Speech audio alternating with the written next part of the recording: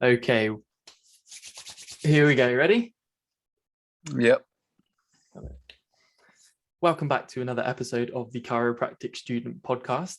Today, we are joined by Dr. Terry Brigdale, a lovely friend of mine. He currently works at Chichester Chiropractic Health Centre. He's also currently the English National Champion in Karate and WIKF World Champion and the British Team Champion as well. He's doing it all the time whilst being in a very high volume clinic. Thank you very much for joining us today, Terry. Thank you. Thanks for having me. It's my pleasure. No problem. So first of all, like I do with every one of my guests so far, sort of give us a backstory into what got you into chiropractic. Well, mine was actually through karate because I was competing lots and training lots. My body was getting a bit abused, shall we say, and there were two chiropractors at my karate club, luckily enough, and I was going for my third dan grading back in probably around, it was 2015.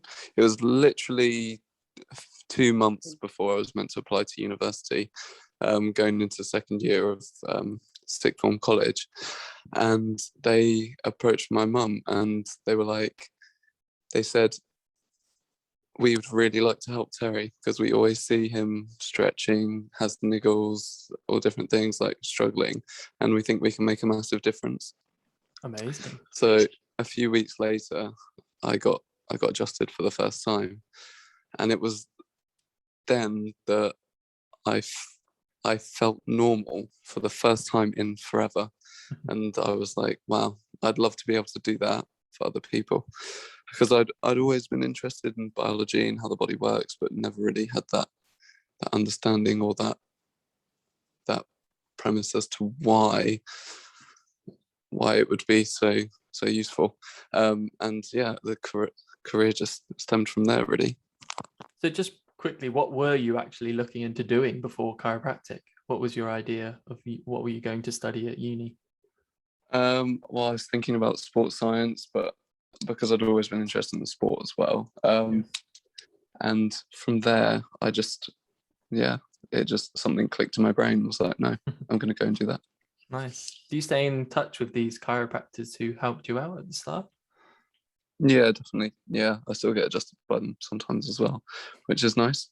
Great. But, that's so good. I mean, I find so many people around us kind of get into it the same way, and it is typically, this is the best way that people get into it. You experience it for the first time, you start to understand these guys, chiropractors are always willing to help you understand things on a deeper level.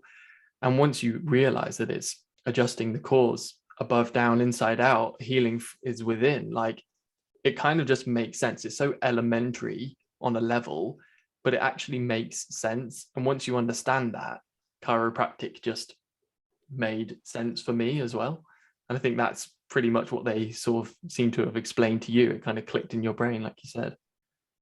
Well, they did a technique called quantum neurology and adjusted with an arthrostim. So they do a lot of muscle testing. And when you see the muscle go weak and then they adjust you and it goes completely strong, it's like, wow. How can you deny it? Something freaky is going on in my body. Yeah. But, the power of the nervous system. It was like, what is this black magic? It was amazing. Brilliant. So obviously this podcast is resources for students, mainly aiming at those who are struggling or trying to find the passion back for chiropractic. I know personally, you were the first person I reached out to.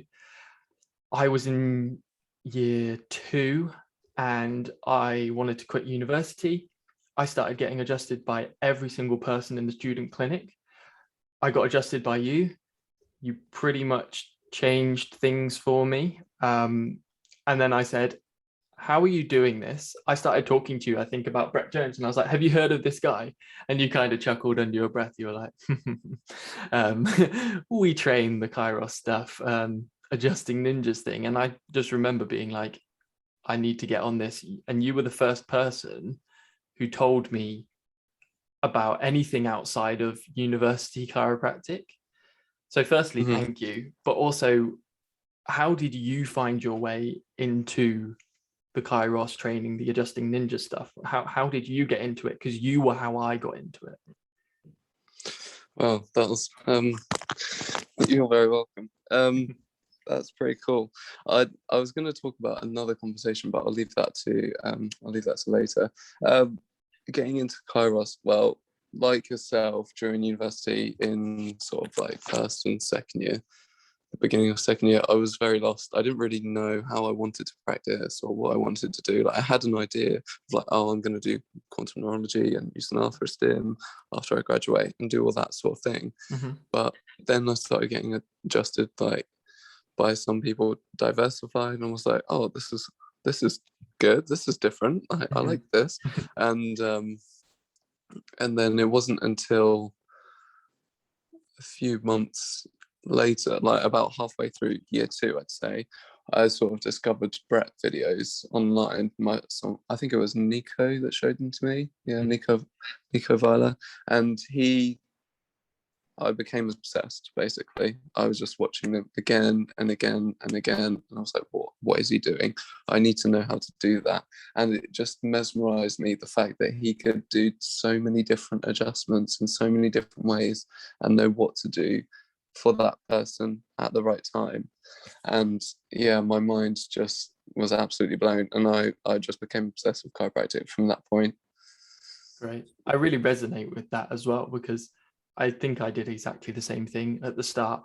There is not a single Kairos or Brett video that has not been watched multiple times by myself, to the point where my girlfriend got very annoyed because I would be laying in bed and it would be like the 45-minute adjusting just constantly on, and you'd hear this. Obviously they play that kind of deep music in their video, so you kind of fall asleep to that and just me watching. And the loud cavitations, right? Exactly. It's insane. Awesome. Yeah. Let's go on And then to go on. I was just going to say, from there, then the group started, and then we just started practicing, and then it sort of spiraled. It was quite a time. I think I didn't start training properly in Kairos way until sort of around year three. It was year three. Me too. Obviously I was practicing by myself anyway, with things that I'd been to from a few seminars, but nothing major until then. And then something clicked in my brain where I was like, I need to be doing this all the time in order to not be average, because the people that I'm going to serve deserve way better than average. So, yeah, that is so true. They deserve the best care that you can possibly give. And if you've got below average adjusting, then you're not giving the best care that you can. That's good. Absolutely. So let's go on to a little bit of literature. What were some of the first books or the best books that you've read or sort of got a little bit of information from that you would really recommend for students going through at the moment, touching upon a bit of science, a bit of art, a bit of philosophy, anything really that kind of helped you find a bit of passion and get a little bit of a fire in your belly? Any that stick out to you? The main one that I'm going to mention is The Road to Success Starts in the Heart by Sid E. Williams, obviously the founder of Life Chiropractic West. He was, it mainly talks about, at the start anyway, how to be love, how to like love unconditionally, and how to just have that mindset. So you begin to sort of resonate at that level where you can love unconditionally, essentially. I think that's just like super important for your patients, because you will have those difficult patients, and obviously you have to be able to put those things aside. When they lay down, you have to be able to give them everything you've got, like they're the most precious person in the world, that they're your family member. And that was something that really resonated with me. Obviously, it goes on to talk about different things in different chapters, but and how to grow a successful practice and things like that. But yeah, that was one that was quite eye-opening for me. Oh, nice. I've not read that one. I've heard of it, but I've not read that one yet. I'll have to have a little read, definitely. And so, any other things like recommended podcasts? Do you listen to many other podcasts? Podcasts are my thing. They're my. Oh, here we go. Come on then. They are my thing. I've got quite a few.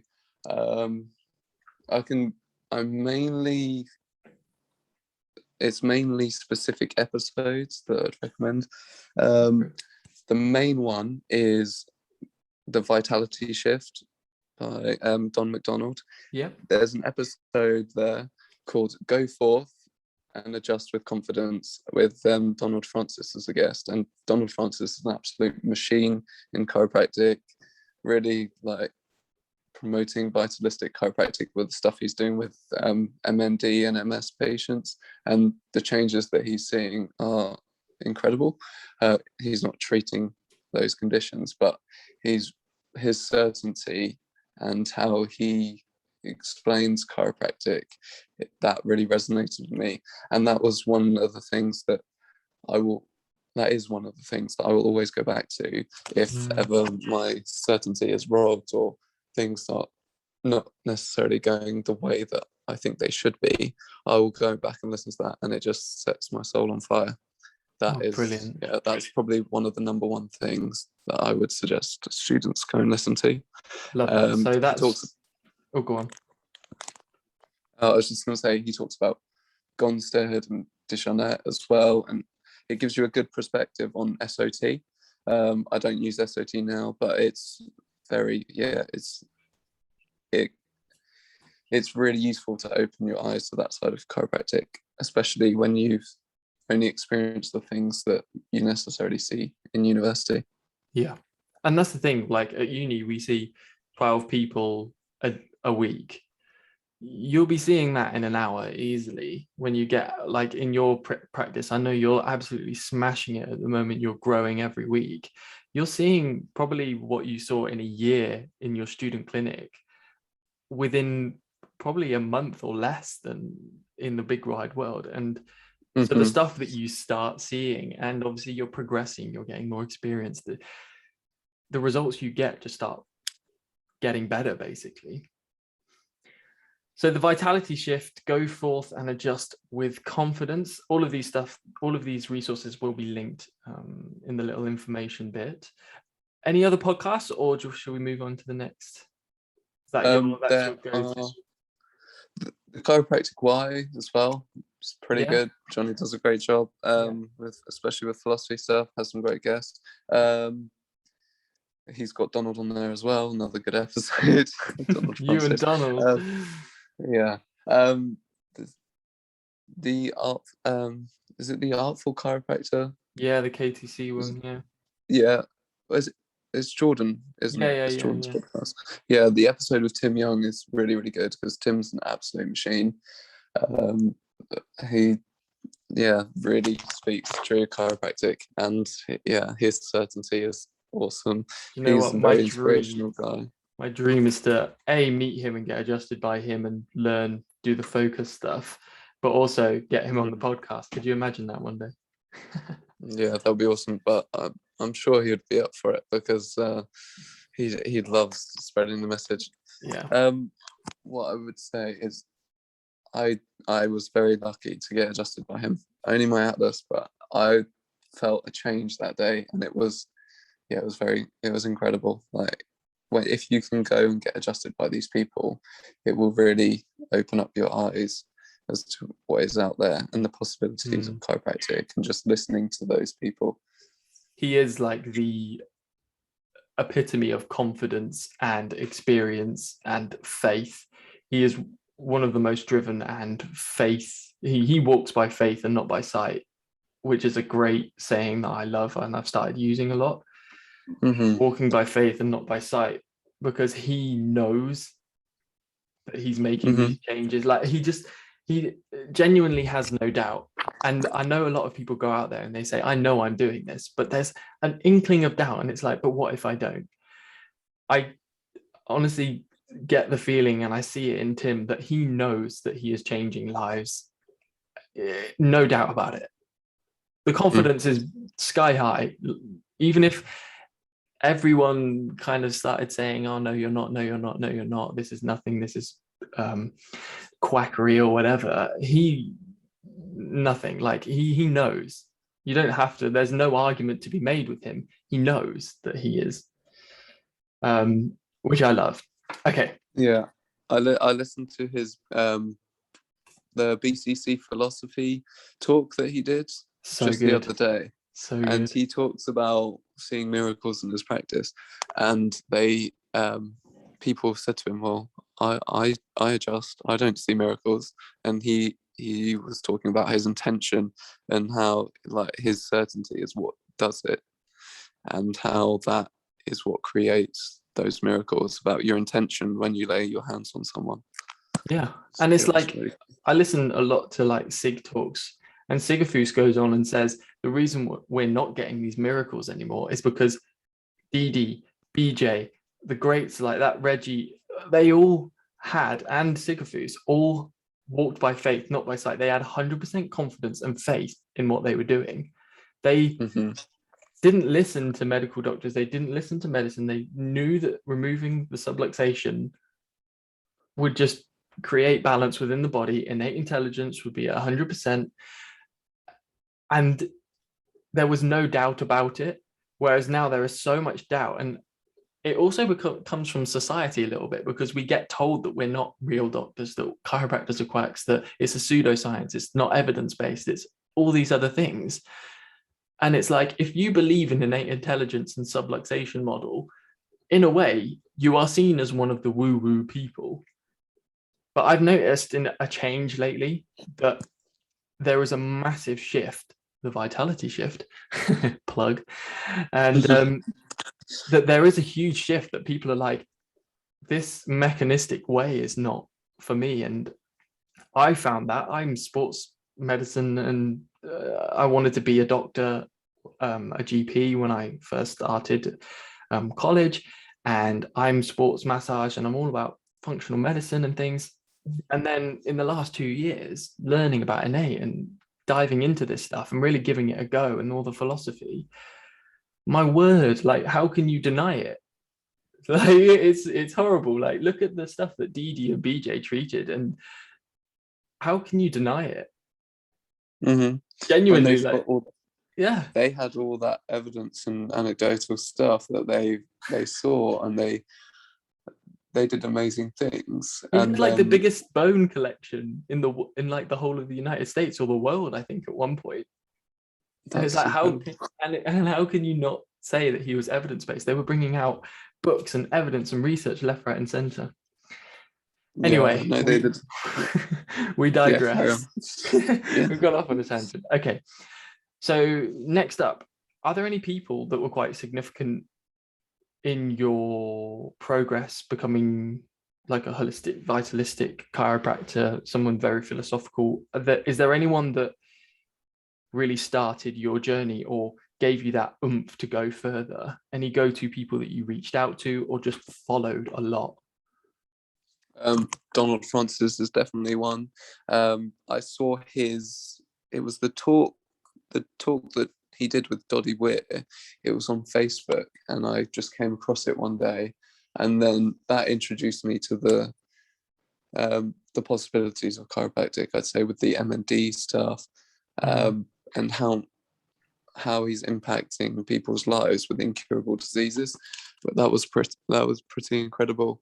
And from there, I went to his seminar and his adjusting seminar. But he is sort of the all-in-one practice philosophy mashup with adjusting as well, and that was really, really great. I'd definitely say Brett Jones. Obviously, he's a very inspirational guy with the Kairos training culture, but encouraging people to train. Aaron from Syntropy, had a few conversations with him when I went to one of their seminars, and that really sort of changed my perspective. That was pretty potent, shall we say. And listening to him talk about his journey through chiropractic and how he and him suffering with prostate cancer and things like that. That was he's very inspirational. Tim, obviously, absolute powerhouse. You can't deny it. His certainty is just cannot be rocked, and he knows what he's doing. And he will tell you everything you need to know with absolute confidence and absolute certainty that he is doing the right thing, and that he's a great coach and mentor. Just very lucky to be part of his coaching group. And another one, I have to give a shout out to Carl Thomas and Sean Chan as well, because they massively helped me, especially in my third year. But all of the Kairos group, and Nico as well, Nico Weiler. Yeah, they were very important in helping me develop into the adjuster I am today, but also the person. So yeah, big thanks to them. Definitely. Nice. Okay, so we've got all these lovely resources that you've told us about. If you had to pick one thing, the most pivotal, I don't know, one of the main things, say you're year 1, year 2, you don't know much about, you've never heard of innate intelligence, you've never heard of the 33 principles of chiropractic, never heard of any of these people. What is the one thing that you would say, here it is, go and pick this apart? What would be that one resource that you would give these students? You see, that depends on what sort of thing you For want everything, to digest. an all-rounder. Everything. They know nothing. They know nothing. Yeah. What's the best introduction to chiropractic that's real world chiropractic for you? What would be your best bit of advice? I would say that episode of the vitality shift, the go forth and adjust with confidence. That was just the number one game changer for me, in terms of my perspectives of what chiropractic can actually achieve. And that would be the number one thing. It's easy to digest. It gives you a good perspective on different things within chiropractic, but it also gives you those It's like aha moments. Yeah, it was just that. It was just very inspirational. Very inspirational. I mean, I'm going to listen to that right away after this. I listened to it a couple of weeks ago when we were setting up this, because you told me to go and listen to it, and I listened to it. I need to go back and listen again, because I'll be honest with you, I've probably forgot most of what was said. But I do remember I thoroughly enjoyed it. But it's worth it. Okay, and imagine this one, the last question. Year 1 Terry or year 2 Terry, very young, doesn't know what's going on.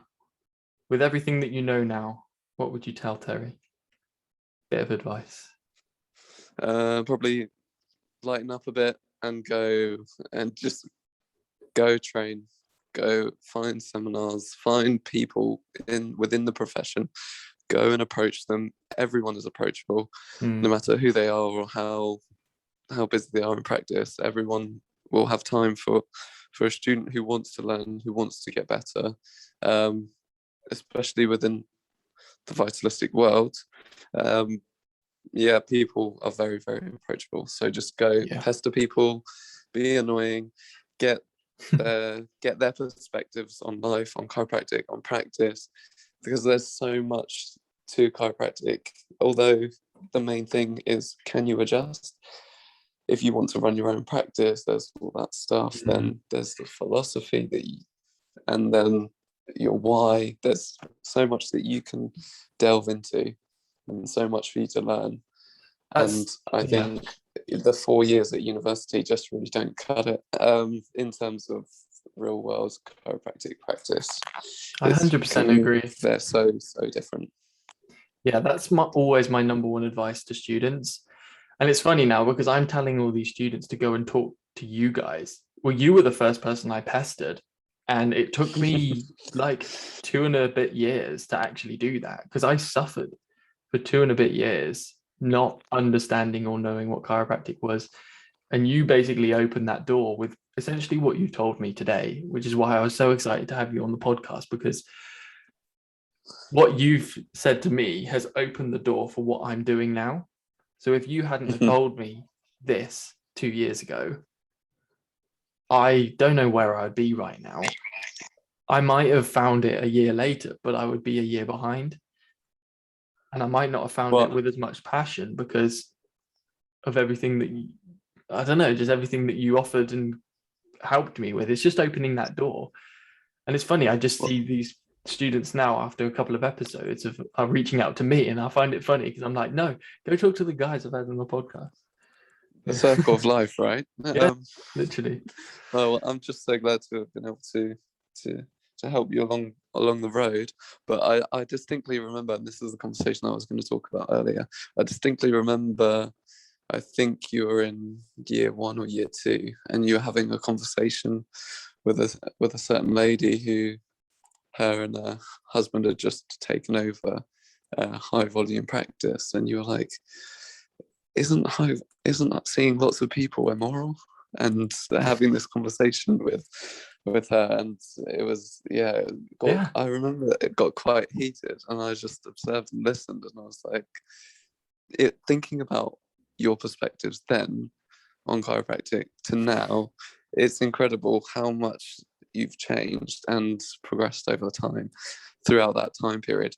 But what I would say is it happens to everyone. Everyone's perspectives will change a hell of a lot from the first day you sit down in your first lecture at uni to the day you pick up your certificate at your graduation, and it will continue to evolve throughout your career.